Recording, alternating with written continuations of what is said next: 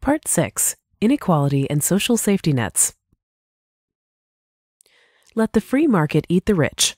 Economic Entropy as Revolutionary Redistribution. Jeremy Weiland, 2011. Anarchy and Distribution. Civil society has become so confused with the institution of the state that anarchists often find it difficult to extricate one from the other when positing a voluntary society. The effects of privilege permeate our culture, our infrastructure, our economic relationships, and our thinking.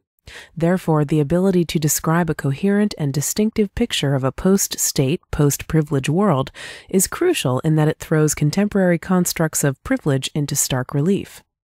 While disputes about proper means towards a stateless society abound in the anarchist milieu, the most striking distinctions can be discovered by examining the varied predictions of the likely ends of anarchism.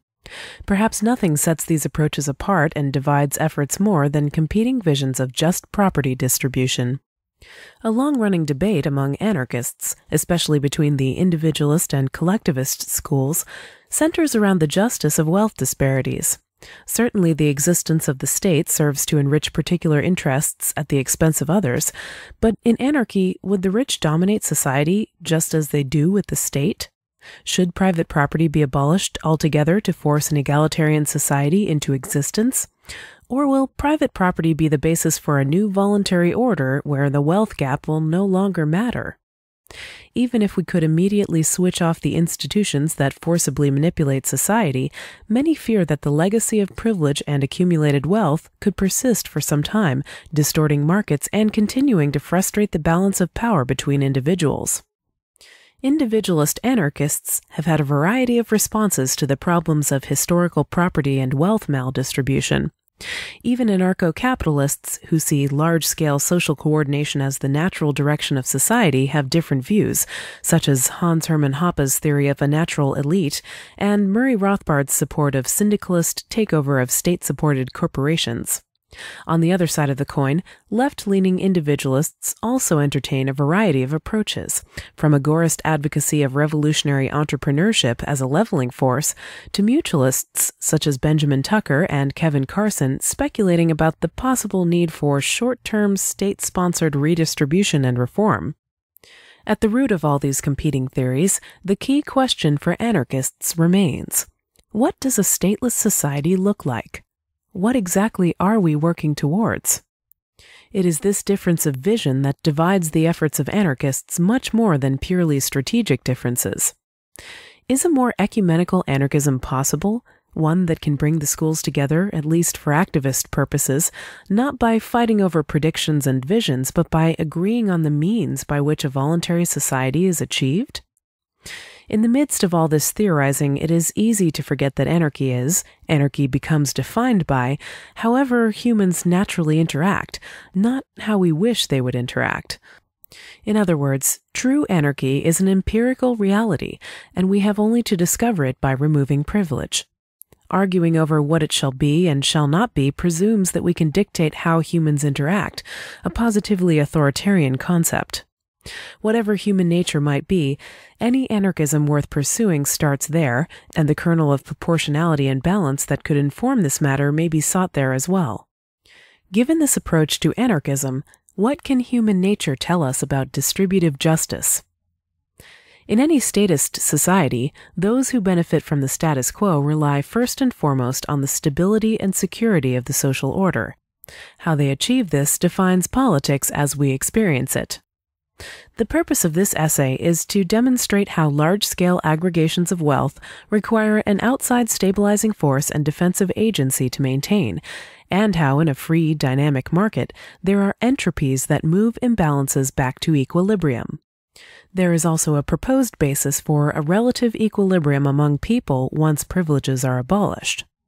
This investigation will identify two main institutions that arise from state intervention in capitalist society: corporations and personal estates. The modern corporation. The modern corporation is a legal entity chartered by the state. Corporations benefit from an arsenal of privileges, such as fiat entity status, personhood, and limited liability, which serve to set the rules of the market on terms favorable to corporate investors and managers. The trend has always been to correct any perceived problems with big business by large top-down regulation, rather than to re-examine the legal constructs that give these institutions such outsized power in our society.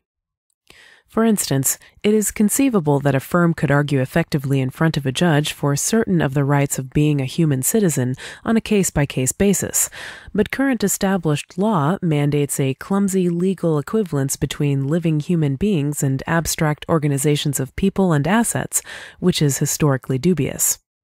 The benefit to big business, of course, is to regularize and simplify business legal proceedings, setting aside the legal advantages this gives corporations over individual humans. In the United States, for instance, the ability to exercise First and Fourth Amendment rights as if the firm were a human being results in corporate campaign contributions and protection from random inspections. It is interesting to see the framers' document limiting government prerogative used to defend not merely the rights of human beings, but those of the government's own abstract inventions. Yet, while human rights are invoked, privileges granted by the state to corporations that no human can claim, such as limited liability, represent a fiat subsidy. Imagine the cost of privately insuring the value of the total market capitalization of the world's corporations. But the utility of the subsidy goes even further because it allows investors to hire managers who have a legal mandate to pursue profits while maintaining a distance from the way the profits are pursued. Highly capitalized firms, who by their sheer size wield far more potential for harm than any single individual, essentially obfuscate the way decisions are made so that if third parties to the stockholder-manager relationship are harmed, stockholders cannot lose more than their investment. The imbalance of responsibility this enables cannot be underestimated, for it goes to the very heart of corporate economic behavior. What would be different about business, socioeconomics, and politics if stockholders knew that their managers' activities would leave them fully liable for the actions of the corporation and could lose their savings, their car, their house? Limited liability and corporate personhood make possible a way of doing business in a far riskier way than normal people would. How do we know this? Because few people, anarchist or not, would limit the liability of regular human beings, knowing that it is the consequences of undesirable behavior such as violence or theft that helps prevent it. In a free market, corporations would not be able to rely on the state for their very existence. Any ability to do business as an entity would come from the consent and cooperation of the market, customers, suppliers, contractors, service providers, banks, but most importantly, management.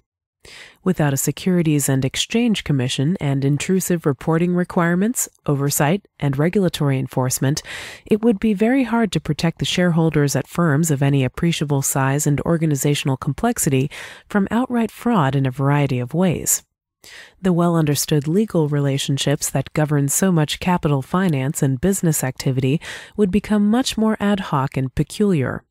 Shares in corporations would become even less uniform constructs from business to business, since their terms could vary wildly and they couldn't simply be traded as almost fungible commodities. Unpredictability and risk would skyrocket, which is a much more favorable environment for the small-time entrepreneur than the big, clumsy, bureaucratic corporation. Think about the huge stabilizing effect of the federal government for making big business anything less than a total ripoff for investors right from the start. Think about the ways government regulation rationalizes markets to make them safe for large industries to exploit and oligopolize. Think about how much leeway the modern CEO is afforded to run the business in pursuit of short-term gain, with stockholders often supporting them even as they engage in questionable activities. Enron's reckless destruction of shareholder value is hardly remarkable when you think about the level of complexity in which they schemed and strategized. The fact that it doesn't happen more often is, until you check your tax bill and realize you're subsidizing the stability and security of others' investments. The personal estate. Obviously, the most direct way in which people benefit from the institutional character of our statist society is through direct ownership. While there are few, if any, rich people who aren't heavily and diversely invested in corporate capitalism and share in its redistribution of wealth and special favors from the government, there are additional state provisions to benefit individuals. Unlike corporate privileges, those which govern the stability of personal estates arguably serve the interests of more modest individuals, especially the middle class. However, I intend to show that the rich benefit far more from fiat stability and socialized security than the rest of us. The biggest subsidy enjoyed by the wealthy lies in government regulation of finance. By regulating banking through inspections, audits, and the centralized monetary maintenance practiced by the Federal Reserve System, depositors enjoy a level of stability in the system that is quite unrivaled in history. Of course, regular Joes like you and I prefer our current experience to frequent crashes and bank runs, but there's a catch. We don't pay for this service in proportion to our deposits or the interest we earn. Instead, we help subsidize the regulation and maintenance of the financial system from which elite depositors benefit disproportionately. Rich depositors are more likely to invest in instruments and accounts which yield higher interest rates. Plus, they're more likely to earn a greater amount of their income directly from the interest on their deposits. The barriers to entry in banking prevent individuals from forming their own mutual banks and force them to rely on the aggregated wealth of big depositors at some level of the hierarchical financial establishment. And because the rich can afford to pay for maintenance of their wealth by managers, accountants, and brokers, they are more likely to anticipate and capitalize upon market shifts than us. Keep in mind that central regulation and maintenance of markets, groomed and rationalized by the Federal Reserve System, the Federal Deposit Insurance Corporation, and other departments, encourages the sort of investment patterns that count on steady profits and interest, phenomena much more likely to benefit the wealthy than those of us investing in 401ks and IRAs. By lowering risks, any entrepreneurial profit opportunities for the little guy that regulation kills translate into the stability of markets and the steadiness of investment income. Of course, that benefits those who've already accumulated capital much more than those of us who've yet to achieve our fortune. However, the extent of state intervention to benefit the rich extends beyond finance into the very real area of asset security. The rich depend on the stability and predictability of systems that ensure and protect their title to their property, but again, their benefit from these phenomena dwarfs ours. For example, they count on the government keeping a central repository of property titles to justify excluding others. This takes property off the market and thus raises the value of their property. While it is true that middle-class homeowners benefit from these systems, it does not benefit them to nearly the degree it does the rich. Socializing the costs of kicking people off one's land necessarily favors those who have more land to guard. Police patrols of moneyed neighborhoods provide an example of socialized security where defense and sentry costs are not paid directly by the beneficiaries. Sure, many wealthy types hire security guards, but they would have to hire many more and pay much higher insurance premiums if it were not for public law enforcement at least helping to defend their property, nor the extensive, expensive system of socialized criminal investigation that makes it less likely property will stay stolen and criminals remain at large. The entropy of aggregated wealth.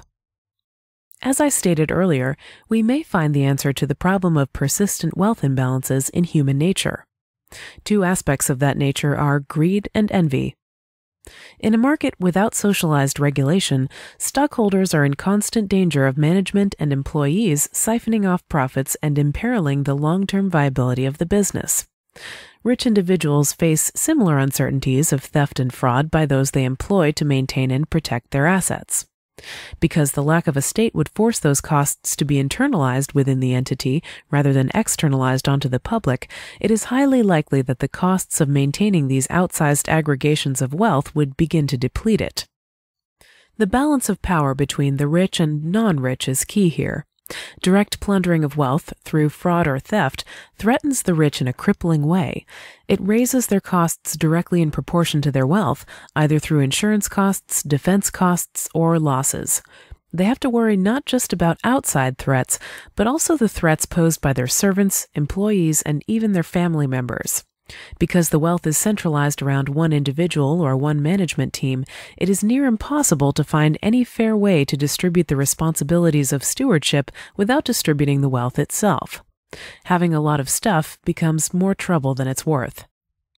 Meanwhile, less rich people economize on these costs by banding together with other modest individuals to either hire outside defense, socializing protection on their own voluntary terms, or by personally organizing to defend property via institutions such as militias. Because the ratio of person to wealth is relatively greater, there are more interested individuals willing to play a role in defense and maintenance of property. The distribution of wealth over more people necessarily eases its protection, and since everybody basically has the same amount of stuff, nobody has an interest in taking advantage of nor stealing from others.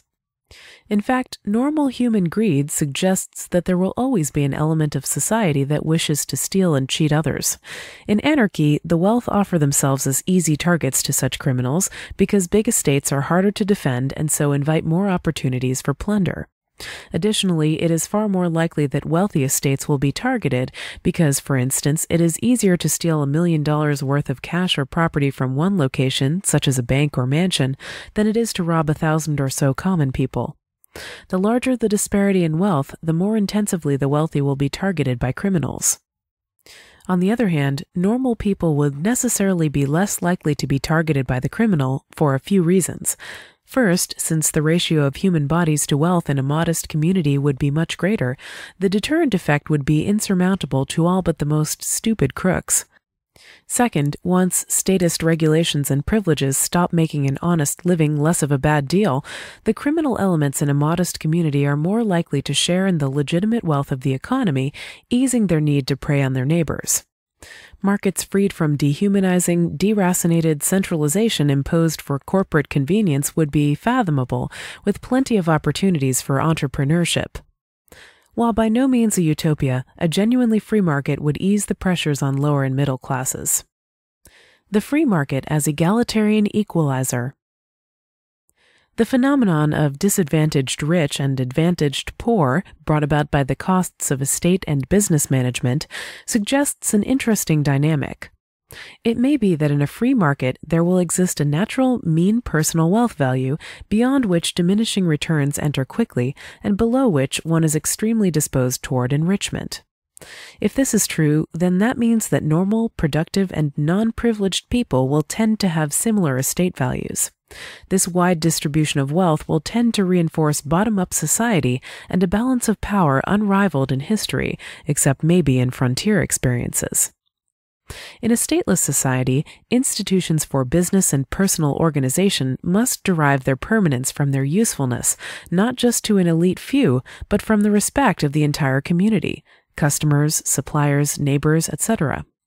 An entity that can operate efficiently and deliver a steady stream of income, whether an estate or a corporate business, becomes less viable the larger it grows because internal transaction and maintenance costs start to skyrocket.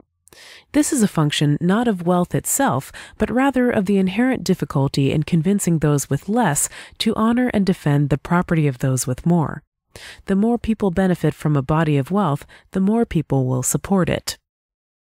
Indeed, the state can be seen as a mechanism for acquiring the consent of the governed to sign on to a program of stabilization that is inherently artificial precisely due to its disproportionate dividends to established elites. The state co-opts authentic community support or opposition and channels it into modes that are predictable and stable, establishing its institutional identity as indispensable mediator between the very interests in which it promotes opposition. But authentic community stability is no harder to realize in a genuine stateless society where people participate only in voluntary organizations. Similarly, inauthentic, imposed stability usually benefits those who cannot maintain their position without outside help. Wealthy interests use the state as a way to marshal public support without yielding control or spreading the wealth, as it were. A truly free market without subsidized security, regulation, and arbitration imposes costs on large-scale aggregations of assets that quickly deplete them. I do not think they would be able to survive for very long without the state, even if natural elites exist or some form of social Darwinism is proven correct, because natural hierarchies such as those would not need state intervention to maintain their cohesion. One can chalk this up to the fickle and often dark side of human nature, but it's a phenomenon that we cannot just wish away. Indeed, we should see a place for these dynamics in the legitimate bottom-up society. This theory is not an ironclad prescription of how anarchy must emerge. It is merely a demonstration of how individualist and collectivist divisions can both be served without compromising either's interests. Markets and egalitarian distribution of property and wealth are not necessarily mutually exclusive. Perhaps authentic libertarian means of genuinely free markets, taken to their logical conclusion, can effect far more egalitarian and redistributionist ends than we ever dreamed, not as a function of any central state, but rather as a result of its absence.